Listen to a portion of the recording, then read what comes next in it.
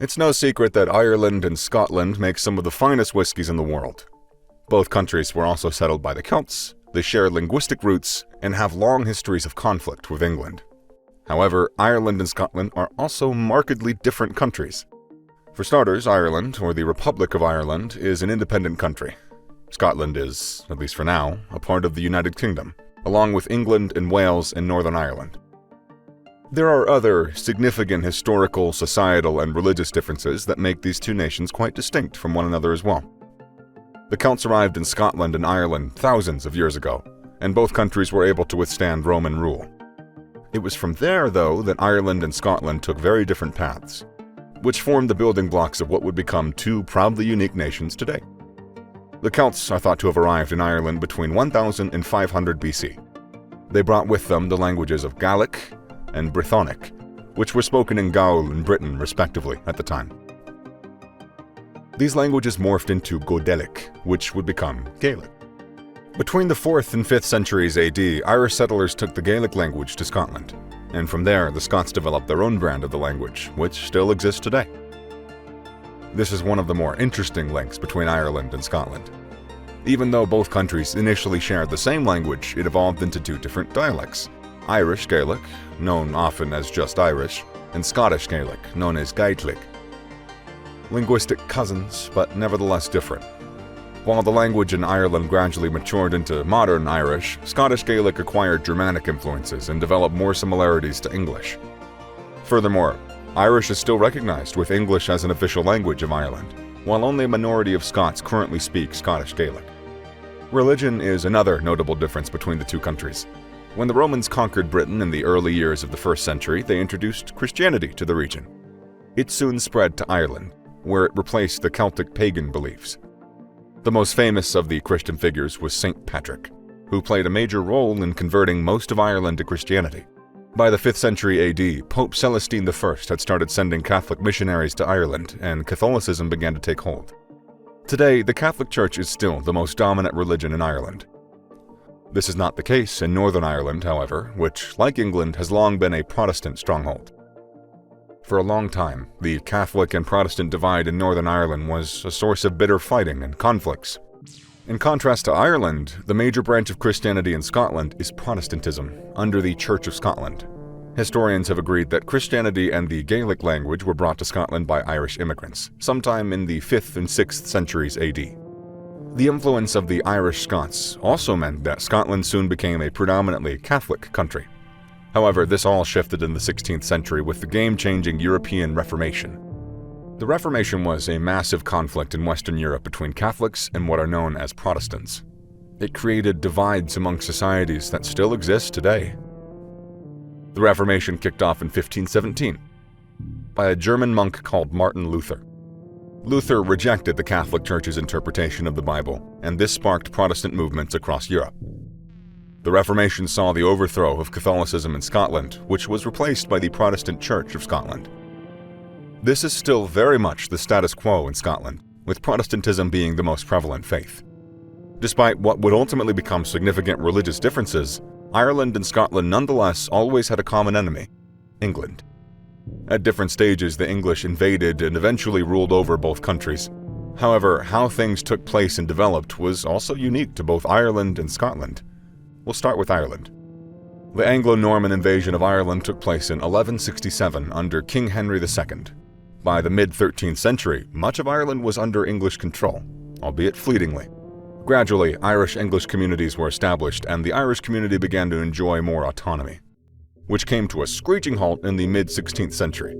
King Henry VIII, not known for his timid manner, decided to impose full control on Ireland and sent his forces in to ensure England retained full control.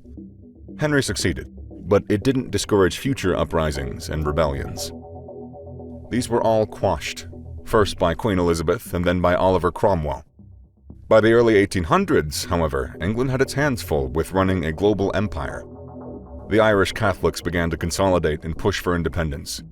Violence erupted across Ireland, leading to a lot of bloodshed. The largely Protestant population in the northern region of Ireland remained loyal to the Crown, as they had reaped plenty of the benefits coming from the Industrial Revolution. Finally, in 1921, the country was split in two. Ireland formally broke away from British rule, creating the smaller Northern Ireland, which remained part of the UK. Scotland had similar experiences with England, but the outcome was far different than that in Ireland. The Kingdom of Scotland actually formed before England, with Cennic MacAlpin assuming control of the Scots in around 843. The Kingdom of England didn't form until early in the 10th century. The rivalry really began with the First War of Scottish Independence, when England invaded Scotland in 1296. The Scottish tribesmen gallantly fought them off, as anyone who's seen the movie Braveheart may attest to. And just 40 years later, war broke out again in the Second War of Scottish Independence, and again the Scots proved victorious. However, this is where Scotland and Ireland's history differed vastly. Instead of years of ongoing feuds and invasions, England and Scotland actually decided to unite. In 1707, Scotland was reeling from debt after unsuccessful attempts to establish colonies in the Americas, in addition to already having faced growing Anglicization from their shared monarchy since 1603. England's maritime power and wealth were a strong incentive to at last give in and join forces. England was also concerned about the constant threat from France, and the more the merrier in their defense. To ensure Scotland remained an ally, both countries' parliaments passed the Acts of Union to form one nation. It perfectly summed up the stark difference in relations between the Irish and the Scottish with England. Aside from history and religion, there are other differences between the two. These are far more subtle and a lot more apparent after spending time in each country. Sports-wise, football, or soccer, is easily the most popular sport in Ireland and Scotland, with rugby being a close second. And yet each country has its own unique sport.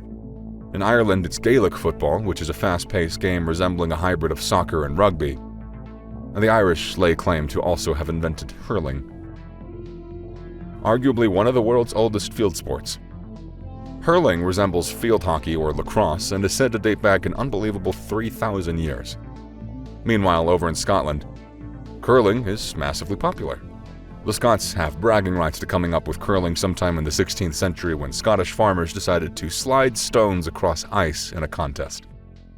Beyond sports is another telling difference: what the Irish and Scottish put in their stomachs. People might immediately shout out Guinness and Haggis, respectively, but it goes a little deeper than that. Guinness is the world-famous creamy Irish stout and is indeed gulped down in pubs all over the Emerald Isle. Like the Scottish, the Irish also were very fond of whiskey, although it is spelt with an EY in Ireland. Food-wise, the Irish tend to go for stews and breads. Irish stew is the country's most well-known dish, with a hearty serving of mutton, onion, and potatoes. Fish and seafood are more commonly eaten in Scotland, with kippers at breakfast and haddock or lobster also commonly served up. Scotland and Ireland have also developed delightfully colorful slang expressions, completely unique to each country. For example, in Ireland, crack is spelled C-R-A-I-C, and it means fun time. One friend might ask another, "How was the crack last night?" Not to be outdone, in Scotland, blether means to talk, and spoondoolies is money, and so on. Despite the differences between the two, Ireland and Scotland share plenty of similarities, though.